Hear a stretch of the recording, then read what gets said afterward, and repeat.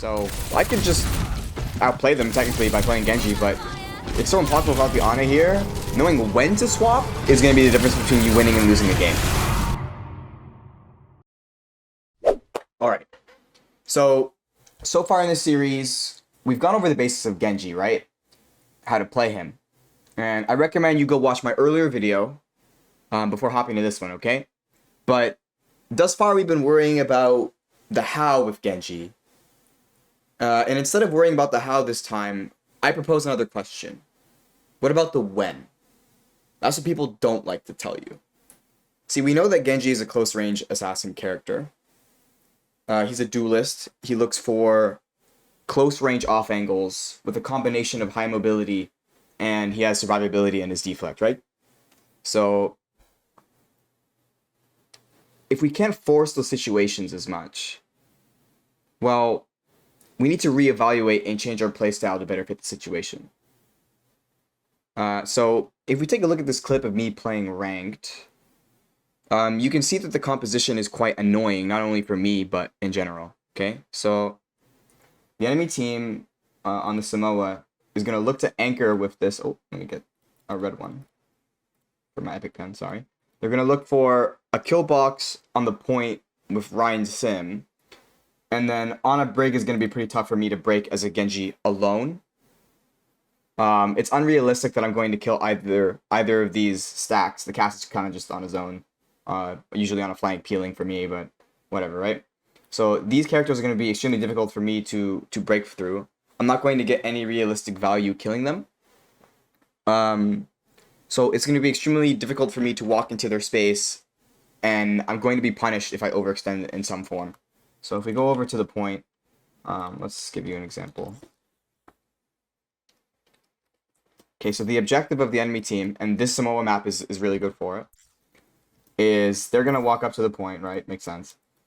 And then they're just going to look to frontline trade and kind of just exist in this general space. And because they have a Rhine shield blocking off main LOS, it's going to be really difficult for us to get any value on like a standing trade of hit scan. Let's say this is Cass. Maybe a Sim over here chucking right clicks or like beaming down my tank. It's especially potent because they're on Diva.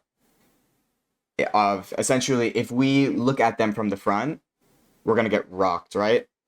And this box style point makes it a little bit difficult for us to off angle consistently, or at least off angle without being detected, right? So if I go on a flank this way, I could go on a flank long here and maybe not be seen, but sometimes you'll have enemy DPS looking to mark me from this angle. Left side is a little bit open and exposed. I could go under, but then I have to go through a jump pack to really get on anything, which is a little bit, it's icky. I don't like it. It's inconsistent. So essentially, this box point, while off angles are possible, it is extremely difficult to do so without being detected. And so my objective when I off angle is not to get picks, but instead rather to distract for my team's Sojourn and Mercy to get value in the standing trade and maybe like shoot rail through a Rhine shield or something. Essentially, I need to get, in this game, instead of focusing on kills, get hitscan, Sim, ideally a Rhine, to turn around for me here. Then my Soj shoots them from main or whatever angle she's on, maybe a soft one on this right side here. Because I am not the primary damage dealer in this situation. All of these characters, barring maybe Ana or Cass if I can isolate them, which is unlikely because the team is going to be playing inside of a box, like kill box, a bunker style composition, where they just try to live as long as possible in one section of the map, make it really difficult for you to isolate. Because it's unrealistic for me to get any kills here, I have to play for distraction value almost purely. If I can get a kill, obviously I'll take it. But as a Genji, it's really hard in this comp. So you gotta make do with what you got, right? So let's hop right into this map. So now it's really hard to break kill boxes when you don't have a power ability, like let's say on a nade, right? Or even like Lucio speed to rotate you around them. to sort of dissuade players from grouping together in a small vicinity or choke, right? So coupling that with the innate tankiness of the enemy team, right? Sim is very tanky for a DPS character. Cass very tanky, has nade. Break can pack from anywhere and supplement any of these. And Ryan, right? Like obviously I'm not going to kill tank. So it's real hard for me to get any picks in the neutral realistically. So we don't have to mirror or swap the composition to win though. So this team doesn't have a good hero to mark me necessarily without divvying up major attention. So sure, I'm not going to be able to kill them, but as long as I play my life properly and like poke and then deflect and kind of like just chill on the angle and use my mobility to harass but also be slippery, it's unlikely that they're going to kill me, or at the very least, they'll have to turn bodies and just like run at me to kill me, right? As I was explaining before, the win con for me is to get my Sojourn a good angle to shoot from and have them all look at me to kind of like destroy the bunker, right? So if you play a COD game or any type of like shooter game, when there's a tank or there's a juggernaut or some type of like big, slow, stationary structure, you chuck a grenade in it to force people away, right? Or like when there's a big room, you chuck the grenade, then everybody has to split. One goes this way, one goes this way, one goes that way. It's kind of the same concept, except people are playing a cat and mouse game with the Genji. So that's what you want to do in a scenario like this, where the enemy team is playing a comp where it's kind of difficult for you to isolate. So, because the Brig Ana is going to be very stacked, Sim hard to kill, Cass hard to kill, and there's always the potential of Brig from anywhere just cross map packing any of these characters while I 1v1 them. So even though it's a good resource trade, it's unlikely if I go for a 1v1 I'm going to kill anything, right? So rather we need to distract and provide space for my Sojourn, okay? But here's the problem. So because the enemy team is so stacked, it's been difficult to get isolation picks in this game and force the Genji 1v1 scenarios we talked about earlier in episode 1, right? So let's go over to an example. Let's go back to the first round. They were playing a little bit of a weird comp. See, Lifeweaver, Lucio, Mei, but a similar concept, right? Not a very good composition. Okay, so here in this example, you're going to notice, again, Lucio, Lifeweaver, not a fantastic backline. Again, they swapped it on a Brig later in the game, but because even though that this is a bunker style, everybody sits on the point and just kind of chills composition, because Lifeweaver is so susceptible to Genji dives, I can justify the Genji pick because I can essentially say, hey, if you want to continue to play Lifeweaver and your Lucio is going to be speeding your Rhine and going in with the Mei core, then I'm just going to isolate the Lifeweaver every time and just fucking like kill him, right? And you see that in this first point here, where, see here, I'm on the Lifeweaver, Sojourn gets a rail shot, so I'm like, okay, that's my cue to dash in, right? So I see him isolated, I see him unaware, I see him not looking at me, my team is taking the visual aggro, like we explained in the earlier episode, right? So that is my cue to go in, right? And this is not even a fantastic engage, because I do it kind of lazily, I just right-click and then dash, right? But because he just is Lifeweaver, he is unable to really, besides damaging me, especially if he's in the 1v1, survive against me, especially if he doesn't have cooldowns, right? So this is an easy kill for me. And that's where a lot of the Genji value comes from. Because if I wasn't on the hero, then, or even like if we were like double hit scan, let's say, then the Soj hits a rail on the Lifeweaver backs him to cover, Lifeweaver gets healed, Lifeweaver survives, right? But me, I'm able to sort of pick apart the enemy team like this. You see this again, Lifeweaver also very easy character to blade, provided that you're able to bait the pedal or you play around the pedal properly and he doesn't have ult, very easy to blade him, right? All you have to do is worry about his little dash shift. It's not really that double jump thing, not really that good. So if we go to the bookmark, we see I have an ultimate here, I think. Yes. So again, angle, I see that they've used pedal, so I'm not super worried about like any type of displacement ability making it harder for me to execute this blade. You know, dash on Lucio, then go through, dash on him, swing him, right? And they were super susceptible to this blade because they're just not on heroes that can realistically deal with it without ultimates, right? Now, they had an ult, but they choose to save it for the next fight. But even then, like, blade for tree is a good trade.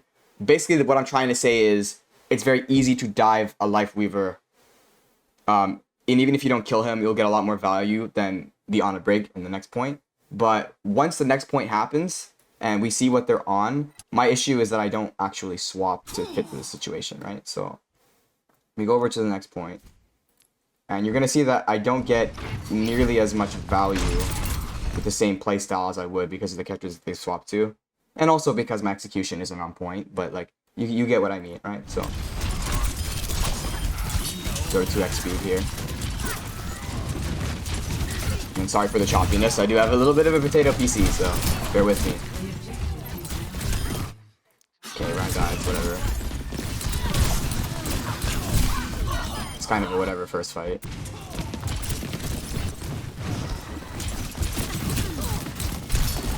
Okay, this Brig's kind of feeding, I don't know why.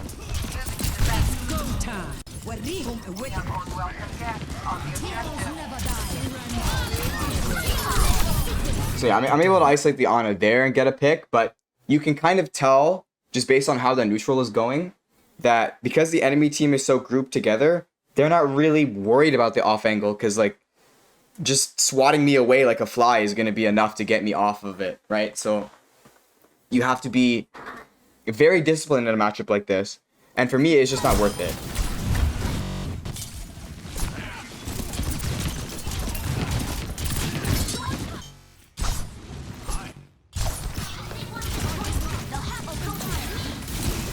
A little forward here. Like how am I breaking that? You're not killing that realistically, right? So the best thing I could do here is distract. Okay, I get hit by a pin. I'm bronze, but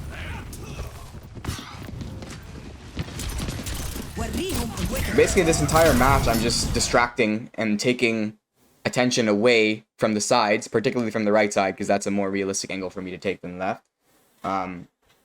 But besides follow-up kills, I really haven't, besides that one kill on the Ana, done anything in the 1v1, right? Like I'm just poking here, detracting a little bit of attention. I see my team loses, okay. Widen the angle, see if I can catch anyone off guard. Poke them, annoy them. It's kind of like divert resources towards this direction and then leave. It's going to open my team up the ability to walk forward, because now the enemy team is chasing me. They're not on main, right?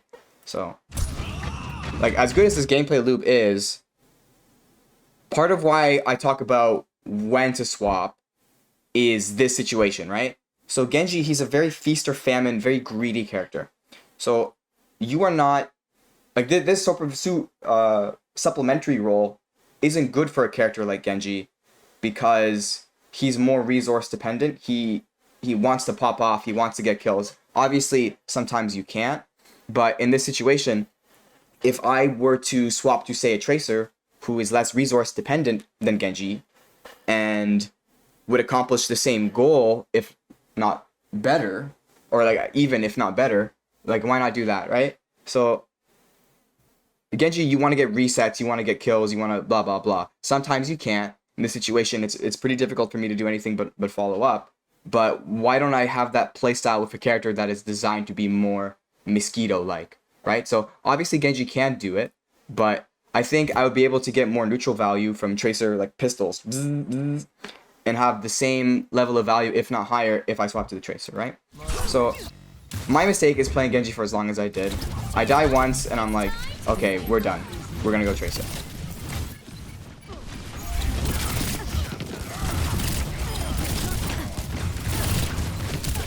And now we're doing more or less the same thing.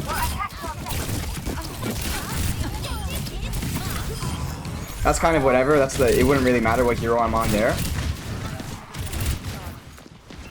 But here, I'm actually able to distract the Cassidy and threaten a 1v1 a little bit easier than I would the Genji. And I always have the option to leave, because I'm so mobile, hypermobile. I don't have to invest my dash to like leave or go in for a kill.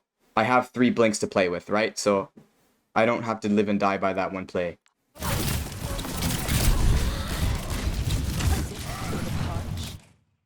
So yeah, pick on the sim. Doesn't work out. We were pretty close, but we're chilling. Yeah, that's kind of unlucky.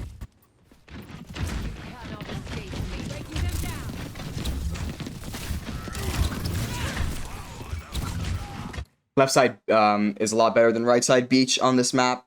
You have Mega, and it's a little bit easier for you to distract from this angle and like get to the backline quicker.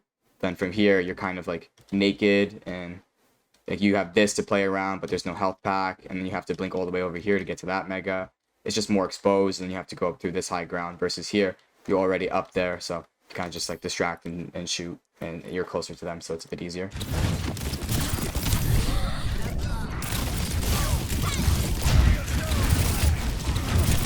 A little bit of a waste on the pulse on the Ryan, but that's okay.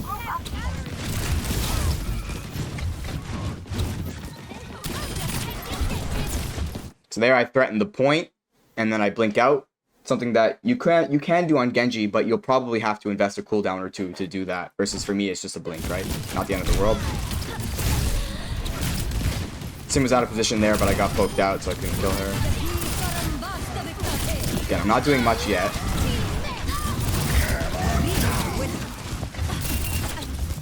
Nice whip on the armor.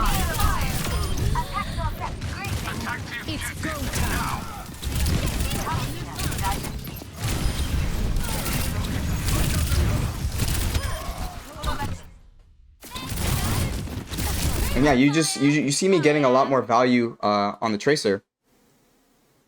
And look, I swapped the Tracer and I do infinitely more on her, even though I'm not as good on her. Even though, like, I technically could just go Genji and outplay them, but Genji is so impossible without Ana here. Knowing when to swap to and from is going to make a huge difference between you winning and losing the game. So, like there, I'm able to land the pulse on the sim in the hallway.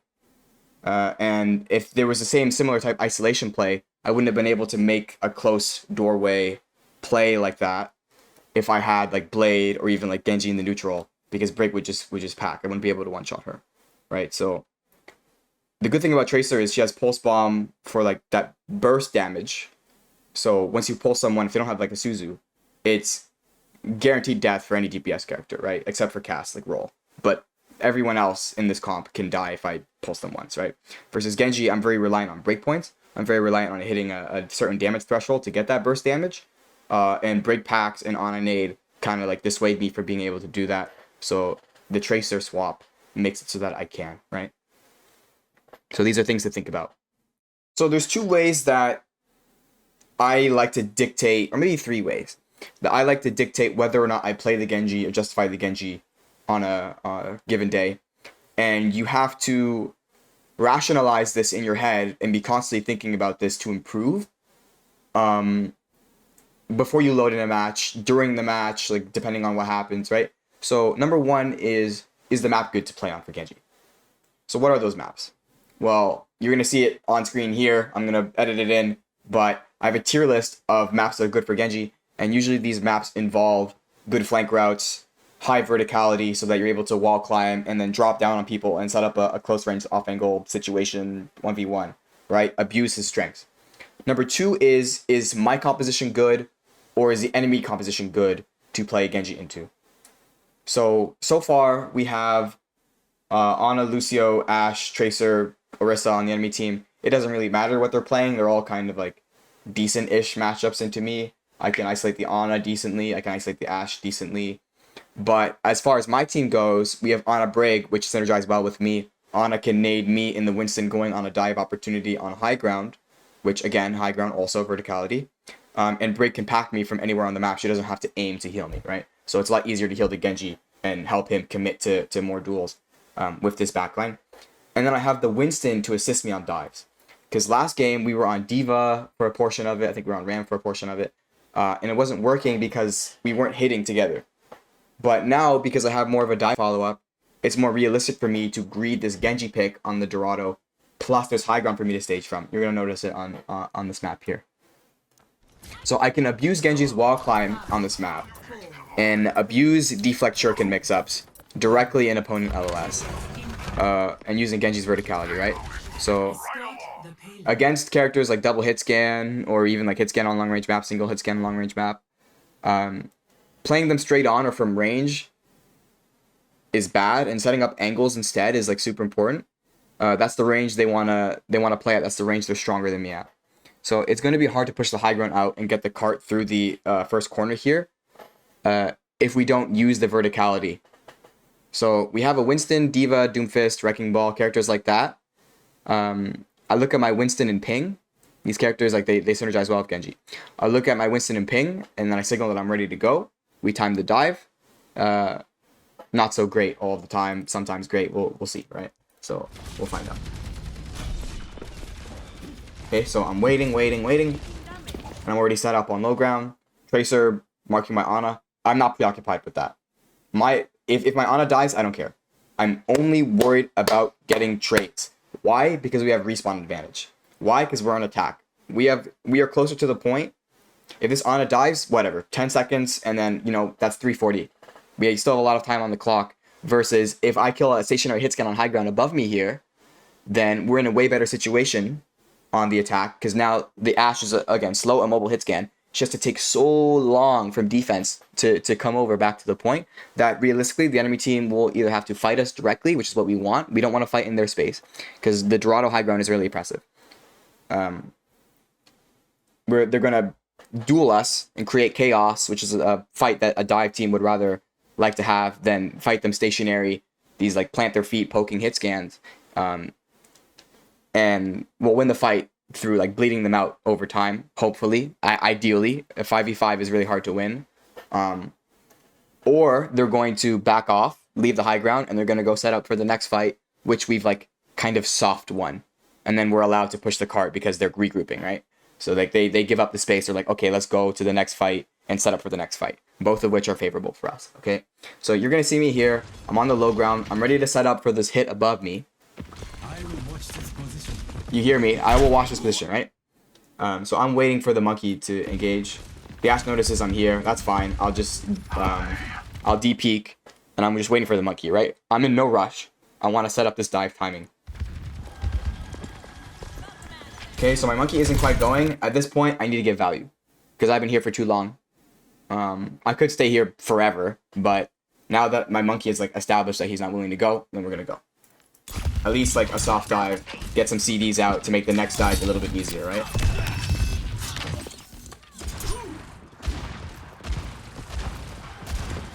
And then in-depth distraction is very, very minor. I didn't really do that much, but the idea is there, right? You want the Ashe, Lucio turn around for you, and then the monkey on the opposite side of the map is getting value. He gets a pick on the Orisa. I don't know how. Whatever, right? We'll rock with it. So we do the same thing again. I signal that I want to go. Ashe now doesn't have her shift, and that's easy pickings for the monkey, right?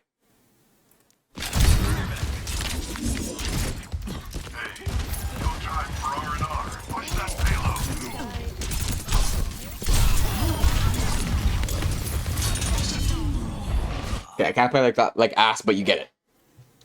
I wasn't able to force situations like those on Samoa versus on Dorado. It's a lot easier to do it. On Gibraltar, it's a lot easier to do it than on like a Havana, on a Junkertown, on these long-range hit scan maps, or these rather like stationary low-ground maps where you really only have flanks. This type of setup that you can do on Genji is very powerful, and you want to abuse this as much as you can. Make the fight scrappy, and abuse wall climb as much as you can. Okay, so here I have a little tier list for synergy with Genji. I haven't done every character, don't really need to. I just want to outline what characters do well with him. So, as I discussed briefly, he is very good with the dive characters that are able to supplement your dive, or you can follow up off of them, or vice versa. You get it? So Hazard, Monkey, Ball, Doomfist, Diva.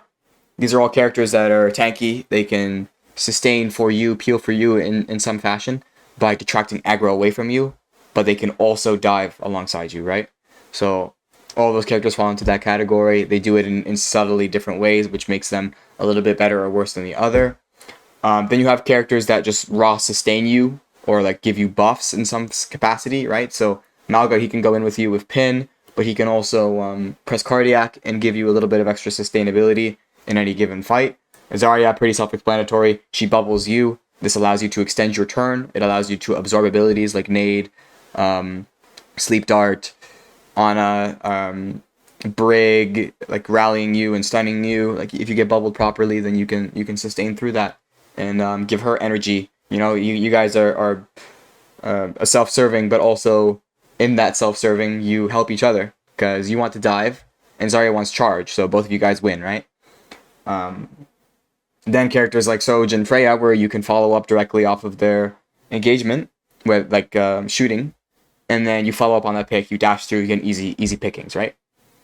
And then for the rest of the characters, they either have good ults to synergize with you, like Juno, Ana, can follow up on the dives, obviously, as we already mentioned, can give you resources like Zen, Lucio speed, or just have a really good ult in the form of like Juno that enables your blade to become a win condition, right? So these are characters that are good with the Genji.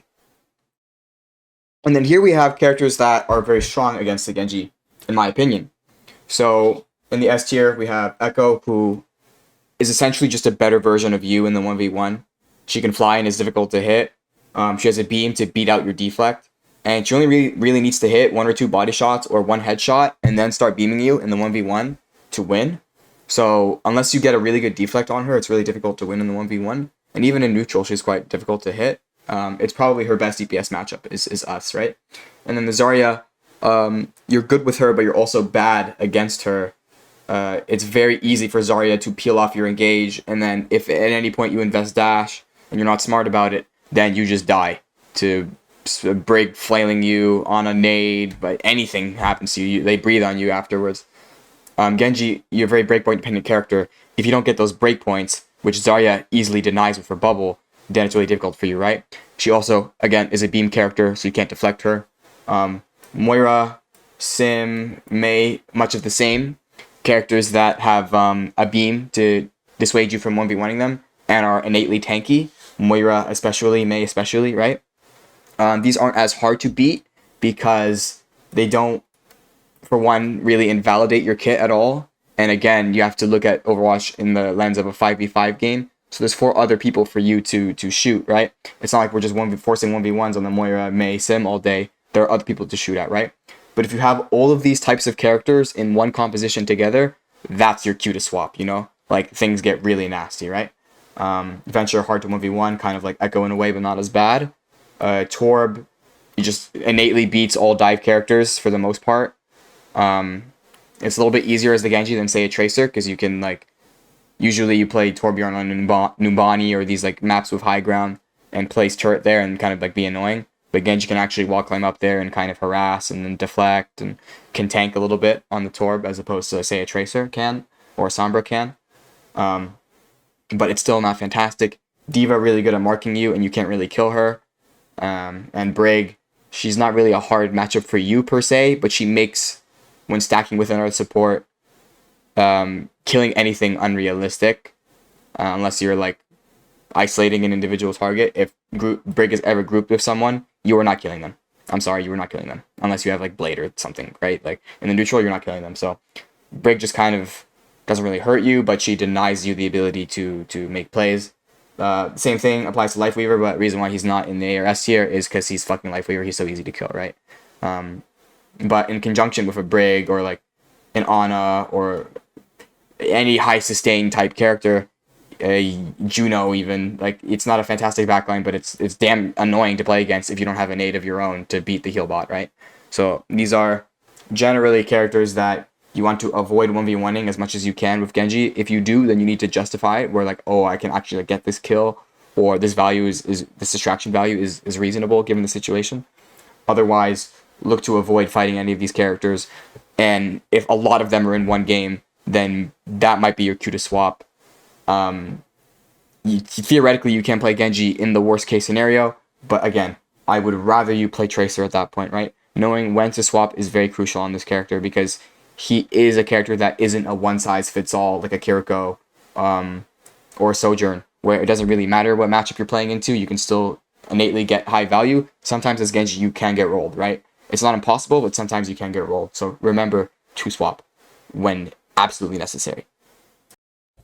So that's going to be it for this episode of the Genji Bible. I hope you guys enjoyed. Be sure to like, subscribe, notification bell, all that jazz. Guys got to eat, so help a brother out, and I can produce more content for you guys.